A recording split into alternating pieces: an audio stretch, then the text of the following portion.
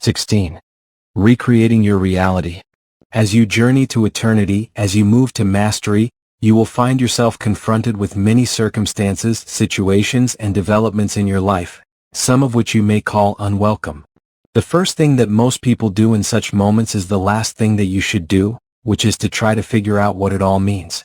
Some people think that things happen for a reason, and so they try to discern what that reason is. Others say that certain things are a sign, so they try to understand what the sign is telling them. In one way or another, people try to find meaning in the events and experiences of their lives. Yet the fact is that nothing has any meaning at all. There is no intrinsic truth hidden in the encounters and experiences of life. Who would hide it there? And why? If it were there for you to discover, wouldn't it be much more efficient to make it obvious? If God had something to tell you, wouldn't it be a lot easier, to say nothing of kinder, to simply tell you, rather than make it a mystery that you had to solve? The fact is, there is no meaning to anything save the meaning you give it. Life is meaningless. That is difficult for many humans to accept, yet it is my greatest gift. By rendering life meaningless, I give you the opportunity to decide what anything and everything means. Out of your decisions will you define yourself in relationship to anything and everything in life.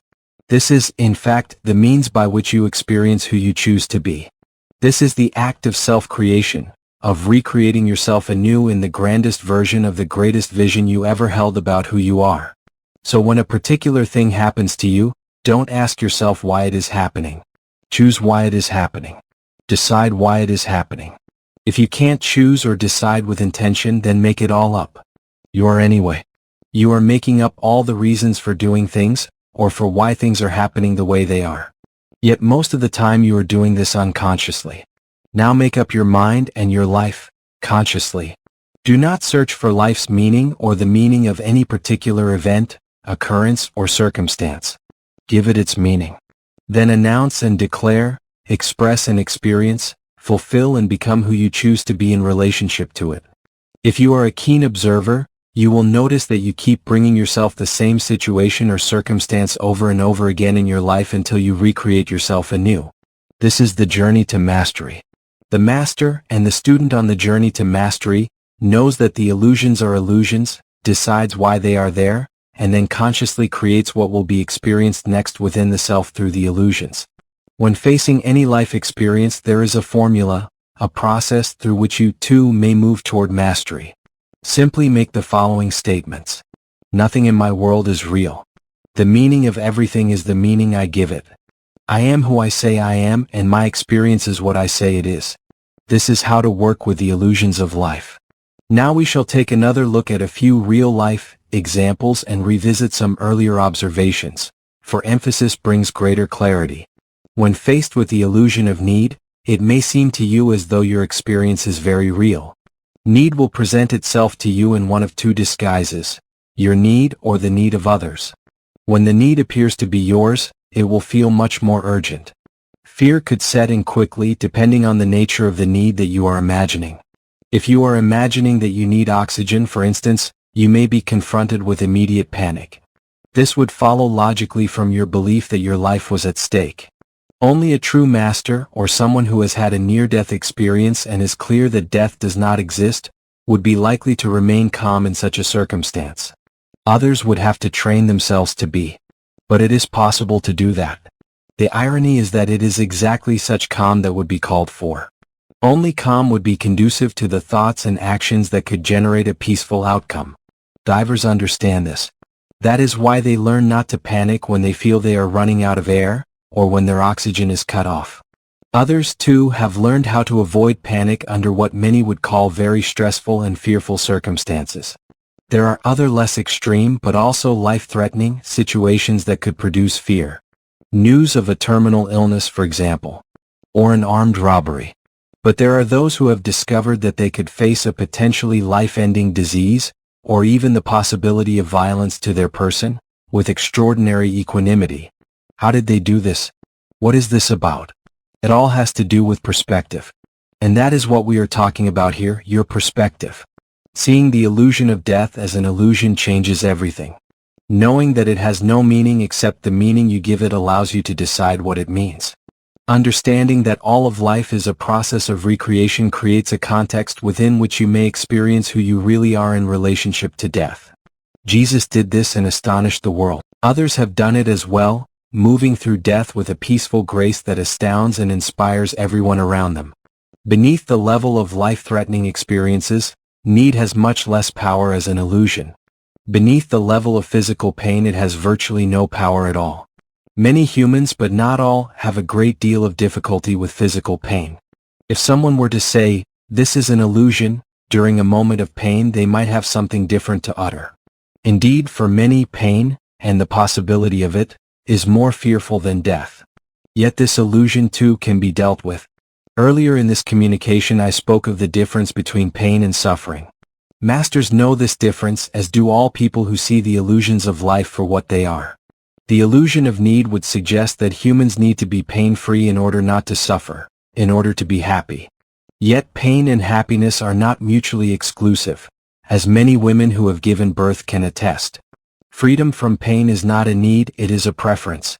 By moving need to the level of preference, you place yourself in a position of extraordinary power over the experience you are having.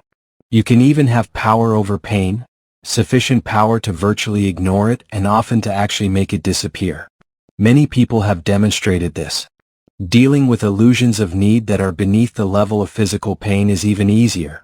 You may think that you need a particular person to be happy, or a job to be successful, or some other emotional or physical gratification to be content. That is when you may wish to notice that you are here, right now, without it. Why then do you think you need it? Close examination will reveal that you do not need it, not to survive and not even to be happy. Happiness is a decision, not an experience. You can decide to be happy without what you thought you needed in order to be happy, and you will be.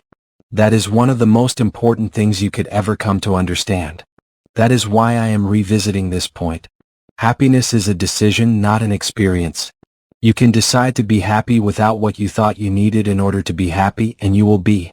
Your experience is the result of your decision, not the cause of it. The same is true, incidentally, of love. Love is not a reaction, love is a decision. When you remember this, you are approaching mastery. The second disguise of need is that of the need of others. If you do not see this illusion as an illusion, you could trap yourself into constantly trying to meet the needs of others, especially others you love, your children, spouses, or friends. This can lead to quiet resentment and then boiling anger on the part of both you and the person being helped. The irony is that by continuing to meet the needs of others, including and perhaps especially children and life partners, you may do more to disempower them than to help them. Another point that was made earlier. When you see others in need, allow yourself to use the illusion to express the part of yourself that you choose to experience. Perhaps you would choose what you would call compassion or generosity, kindness or your own abundance, or even all of the above, but be clear that you are never doing anything for another. Memorize this statement. Everything I do for myself. That is another of the most important things you could ever come to understand. I will, therefore, repeat it. Everything I do for myself. That is God's truth as well as yours. The only difference is that God knows this. There is no interest other than self-interest.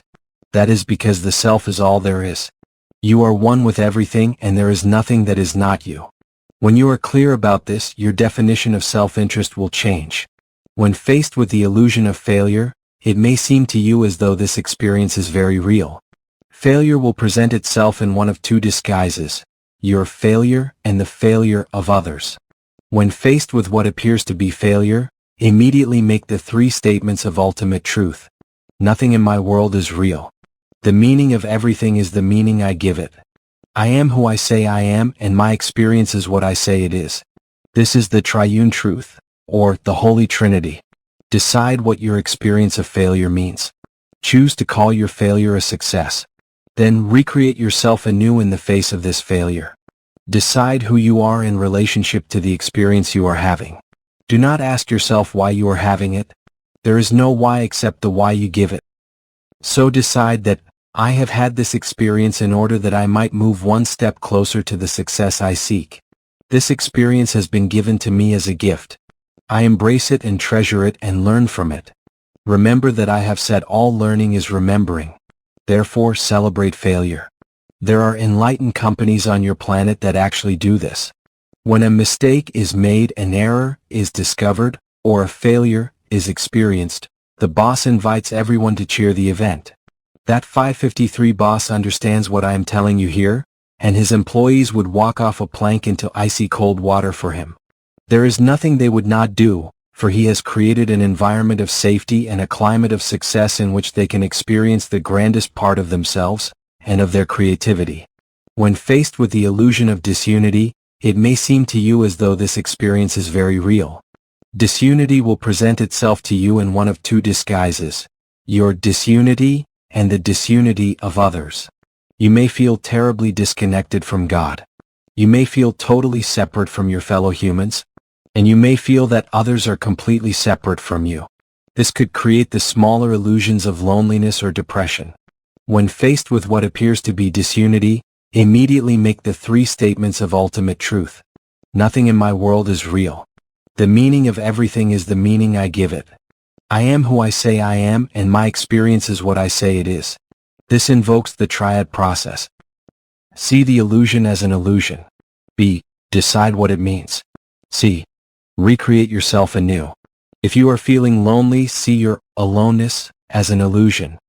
Decide that your loneliness means that you have not reached out enough to the world around you. How can anyone be lonely in a world full of lonely people? Then choose to recreate yourself anew as one who touches others with love. Do this for 3 days and your whole mood will change. Do this for 3 weeks and your loneliness of the moment will end. Do this for 3 months and you will never be. And then you will understand that your loneliness was all an illusion, totally controllable by you. Even people who are in jail cells or in sick beds, completely isolated from others, can change their outer experience by altering their inner reality. This can be done through communion with God, the very experience to which this book is leading you. For once you have a meeting with the Creator within, you will never again need anything outside of yourself to avoid feeling lonely. Mystics and monks, religious communities and spiritual devotees throughout all of time have proven this. The inner ecstasy of spiritual communion and oneness with all of creation, that means me, is unmatchable in the outside world. Indeed, disunity is an illusion. So too will you see everything as illusory and as a blessed gift, allowing you to choose and experience who you really are. Let us take a few more examples using a few more of the illusions. Any of them could be used, the formula is the same. When faced with the illusion of condemnation, it may seem to you as though this experience is very real. Condemnation will present itself to you in one of two disguises: your condemnation and the condemnation of others. When faced with the illusion of superiority, it may seem to you as though this experience is very real. Superiority will present itself to you in one of two disguises: your superiority and the superiority of others. When faced with the illusion of ignorance, it may seem to you as though this experience is very real. Ignorance will present itself to you in one of two disguises: your ignorance and the ignorance of others. Do you see the pattern? Are you beginning to calculate, before I even tell you, some good ways in which you may use these illusions? Confronted with the condemnation of others, you will be tempted to condemn. Confronted with your condemnation, others will be tempted to condemn you. Confronted with the superiority of others, you will be tempted to think of yourself as superior. Confronted with your superiority, others will be tempted to think of themselves as superior to you. Do you see the pattern? Are you beginning to calculate, before I even tell you, some good ways in which you may use these illusions? Seeing the pattern is important. This is the pattern which you have overlaid upon the fabric of your own cultural story. This is what has caused you to experience your collective reality as it is on your... You do not need me to give you any more examples of how to step away from these illusions and use them. Indeed, if I continue to give you specific examples, you will become dependent on me.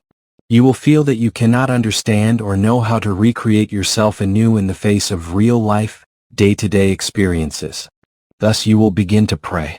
God, help me, you will call out, and then thank me if things work out well and curse me if they do not, as if I were granting some wishes and denying others, or worse yet, granting the wishes of some people and denying the wishes of others. I tell you this, It is not God's job to grant or deny wishes.